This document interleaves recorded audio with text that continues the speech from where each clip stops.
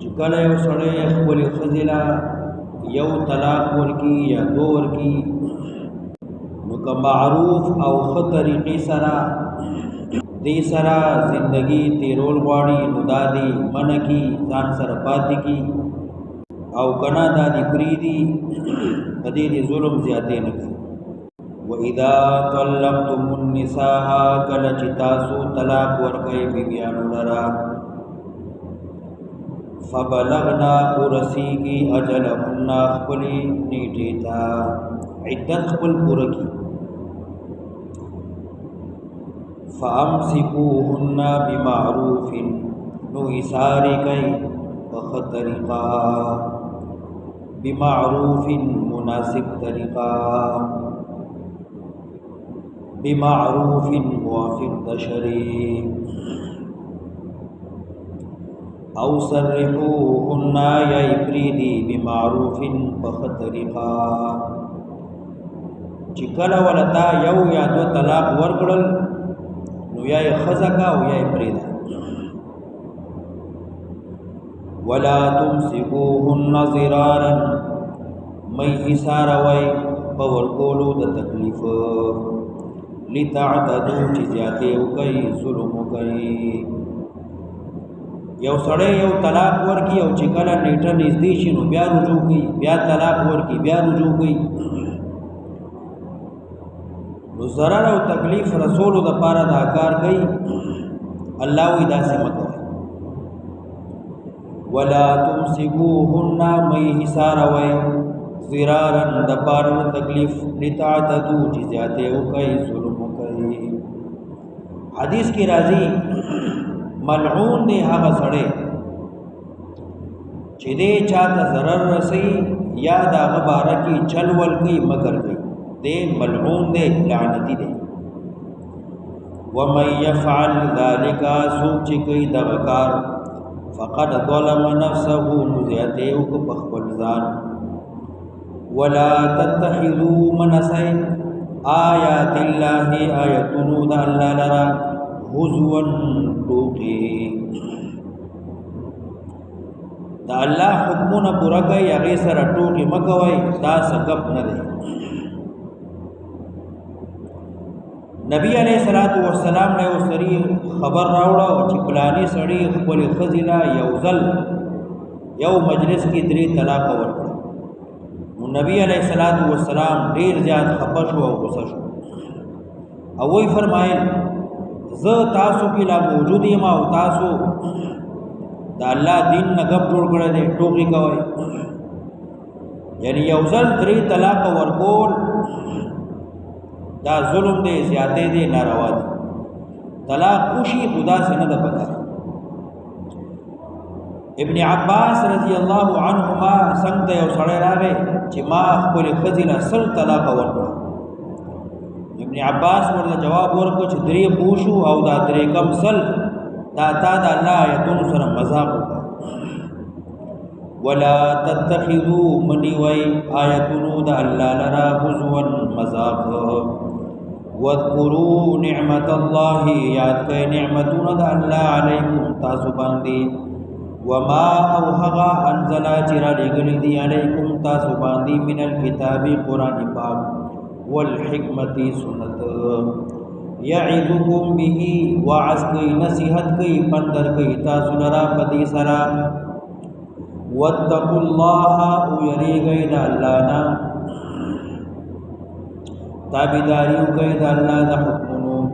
واعلموا پوه شئ ان الله بكل شيء عليم یقینا الله په هر څه علم والا دی. 12 حکم وَإِذَا طَلَّقْتُمُ النِّسَاءَ کله چې تاسو طلاق ورکئ ښځو له فبلغنا ورسیږي دي اجلهن خپلې نیټې ته عدت پوره کړي. فلا تعذلوهن نو مې منع کوئ مې بندوئ. فلا تعذلوهن نو تکلیف ورته مه رسوئ. یو سړی خپلې ښځې له یو طلاق ورکړه یا یې 2 ورکړه اوس دواړه یو ځای کېده غواړي بېخمانه دي نور خلق د داسې نه کوي چې دی جوړښت نه پرېږدي. یو طلاق نه پس دو طلاقو نه پس دی ورسره رجوع کول غواړي، یا نیټه پوره شوه وخت پوره شو اوس هم دی نکاح تازه کولی شي بغیر د حلالۍ. نو الله وایي که دې دواړه یو بل سره بیا نکاح تازه کول غواړي نو تاسو یې مه منع کوئ. وَإِذَا طَلَّقْتُمُ النِّسَاءَ کله چې طلاق ورکوئ ښځو له فَبَلَغْنَ أَجَلَهُنَّ ورسیږي نیټې خپلې ته نیټه یې پوره شوه فَلَا تَعْضُلُوهُنَّ نو تکلیف وله مه ورکوئ مه یې منع کوئ مه یې بندوئ أَن يَنكِحْنَ دې خبرې نه چې نکاح وکړي أَزْوَاجَهُنَّ خپلو خاوندانو سره. اوس ښځه خواهش لري چې زه دې سړي ته واپس شم او تاسو یې منع کوئ، پلار یې نه پرېږدي، رور یې نه پرېږدي، تره یې نه پرېږدي چې ده کره به اوس نه ځي ولې طلاقه کولې. نو که یو دوه طلاقه شوي نو دا خو ښځه واپس کېدی شي، صرف نکاح به تازه کړي. فلا تعذلوهن مې بندوي مې منع کوئ تکلیف ورله مه ورکوئ أن ينكحن أزواجهن چې نکاح وکړي خپل خاوندانو سره. اذا تراضوا کله چې دواړه خوشحاله او راضي وو بینهم په کورنۍ کې بالمعروف په نکاح سره. نکاح یې تازه کړه ځکه چې یو طلاق یا دوه دریو نه پس خو بیا نکاح نه تازه کېږي، بیا خو ښځه نه شوه. یو یا دو طلاق او اوس بیا یو ځای کېده غواړي نو صرف نکاح به تازه کړي. دین الله وی دی مه بندوئ. دین دا هم معلومه شوه أن ينكحن أزواجهن چې ښځه خپل نکاح په خپله هم کولی شي، چې خپل خاندان کې کوي خپل کفو کې کوي نو په خپله هم خپل نکاح کولی شي. پلار رضا نه درونو رضا نه او خپل خاندان کې خپل کفو کې خپل همسرو سره غیرو کې نه. یو ښځه که غیرو کې په خپله نکاح کوي پلار یې خوښه نه وي رونه یې خوښه نه وي نکاح نه کېږي، او چې خپل خاندان کې کوي خپل همسر سره کوي خپل کفو سره کوي نو بیا کېږي. حدیث کې راځي درې خبرې دي ثلاث جدهن جد وهزلهن جد النکاح والطلاق والعتاق. یو نکاح یو طلاق یو غلام او وینځ آزادول. د دې رښتیا هم رښتیا دي دروغ هم رښتیا دي، حقیقت هم حقیقت دی او ګپ هم حقیقت دی. که یو سړی ښځې له طلاق ورکړي ګپ شپ کې نو طلاق وشي، ګپ شپ کې نکاح وکړي نو نکاح وشي. نو ثلاث جدهن جد وهزلهن جد هغې کې یو نکاح دی. ذلک یوعظ به دارنګي نصیحت کولې کېږي په دې خبرو سره من کان منکم هغه چاته د تاسو نه یؤمنو بالله چې ایمان لري په الله والیوم الآخر په ورځ وروستنۍ. ذلکم دغه حکمونه تاسو ته بیان شو ازکا لکم دا به بچ کی تاسو لرا د بدنامۍ نه. ښځې ته طلاق شوی یو یا دوه او د دې دواړو یو بل سره اوس هم رابطه ده نو که تاسو یې نه پرېږدئ نو کېدی شي چې تاسو ته بدنامي ورسېږي. نو بدنامۍ نه غوره دا ده چې یو بل ته یې نکاح تازه کولو ته پرېږدئ. طلاق شوې خو لا مکمل نه وه. ازکا لکم دا به تاسو بچ کړي د بدنامۍ واطهر او تاسو به پاک کړي د پلیتۍ نه. داسې نه چې بل څه ګنو لړي. ذالکم ازکا لکم واطهر دا به بچ کړي تاسو لرا د بدنامۍ نه او پاک به کړي تاسو د پلیتۍ نه. والله يعلم وانتم لا تعلمون الله خو پوهیږي او تاسو نه پوهیږئ. دا مسله ختم شوه. دیارلسم والوالدات يرضعن اولادهن حولين كاملين مور خواسي بچی له پي ورکي والوالدات هغه میندې چې طلاق شوي دې کې اصول دا دی چې کله سړی خپل ښځه طلاق کړه ورسره بچي یو یا دوه نو که الګي دیوا وو کالو پوری مور سره وو کاله به مور سنبالي خرچه به پلان ورکړي او که جنۍ نو نه کاله به دا جنۍ مور سنبالي مور سره به خرچه به پلان ورکړي وو کاله بس الګ او نه کاله بس جنۍ دا به بیا پلان ته حواله شي دا د شریعت اصول او قاعده ده والوالدات يرضعن طلاق شوی میندې پایو ورګي اولادهن خپل بچوتا حولین دوکالا کاملین پورا دوکالا د پایو میاد دی دو کالو نزیات ورکول دا من دی او 2 کالو نمخ کی پای بندول دا جائز دی طلاق شوی میندی پای باور کوي خپل بچو ته 2 کال پورا لمن هغه چالرا اراده چې اراده لري ايو تیما چې پورا کی الرضاعت پای ورکول د پای ورکولو میعاد 2 کال وعلى المولود له مولود له چا د پاره چې بچي پیدا شوی دی یعنی پلان وعلى المولود له پلار باندې رزقهن خوراک د زنانو دی وکسوتهن جامې د زنانو دی بالمعروف مناسب بالمعروف موافق د شریع بالمعروف مناسب د وطن مناسب د ملک یو سړی مالدار دی خپل مناسب یو سړی غریب دی هغه مناسب د خزي جامه جوړه بیزار خوراک رهائش دا د خاون ذمہواری ده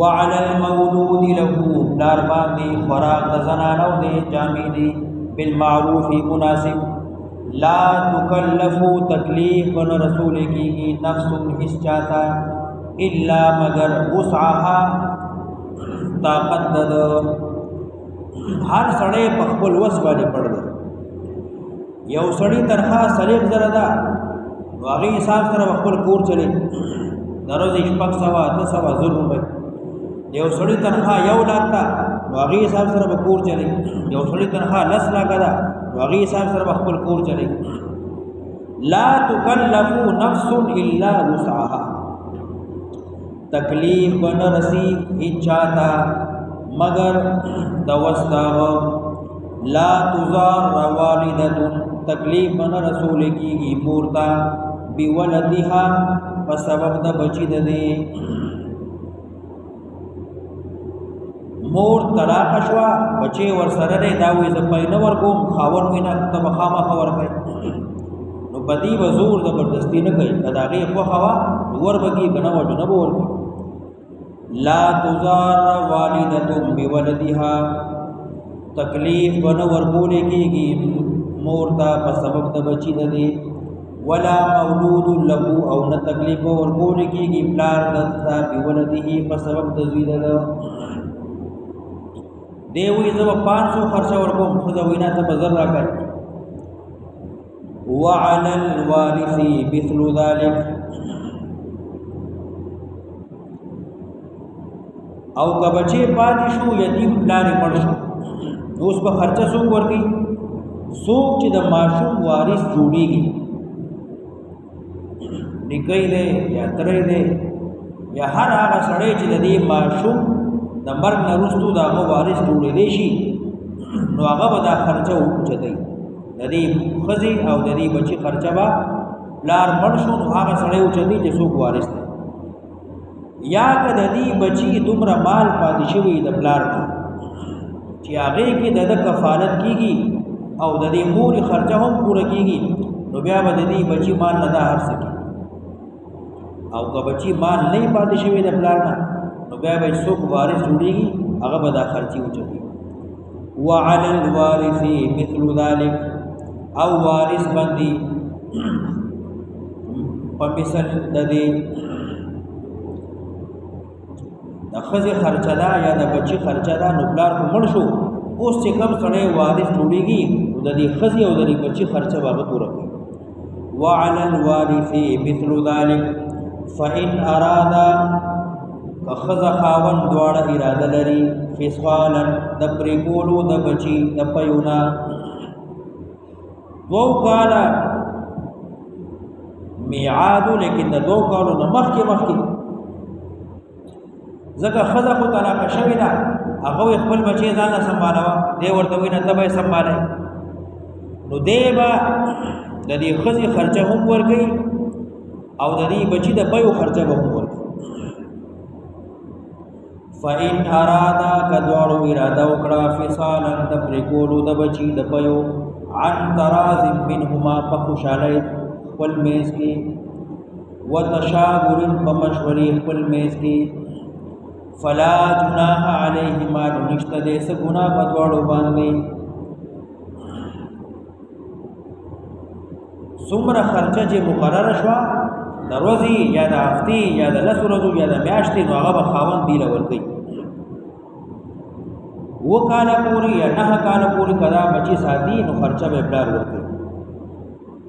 وإن أردتم او که تاسو اراده لرئ ان تسترضعوا اولادکم چې دایي دی پی ورکي ستاسو بچو لرا، تسترضعوا مور وی زه پی نه ورکوم ځان له بله ښځه وګوره، نو دایي به مقرره شي د هغې خرچه به هم دا سړی ورکوي.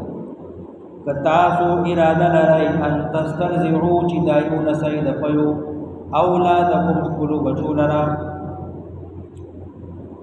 یا خو مستقلا صرف د پیو خرچه ولا ورکوي، یا یو داسې زنانه کور د پاره ونسي چې ته به نور کار هم کوي، پخلی به هم کوي، جامې به هم مینځي، صفایي به هم کوي، ټول کور کار به کوي، ورسره به بچي له پی هم ورکوي. نو د دې ټولو چې څومره خرچه جوړېږي دا سړی به مقرر کړي او بیا به دې له ورکوي. فلا جناح علیکم نشته دې څه ګناه په تاسو اذا سلمتم کله چې تاسو حواله کوئ ما هغه پیسې هغه شی آتیتم چې تاسو ورکو بالمعروف مناسب، سم مناسب شی چې تاسو مقرر کو دی زنانه لا یا دی دایله ماسیله نو هغه به ورکوي.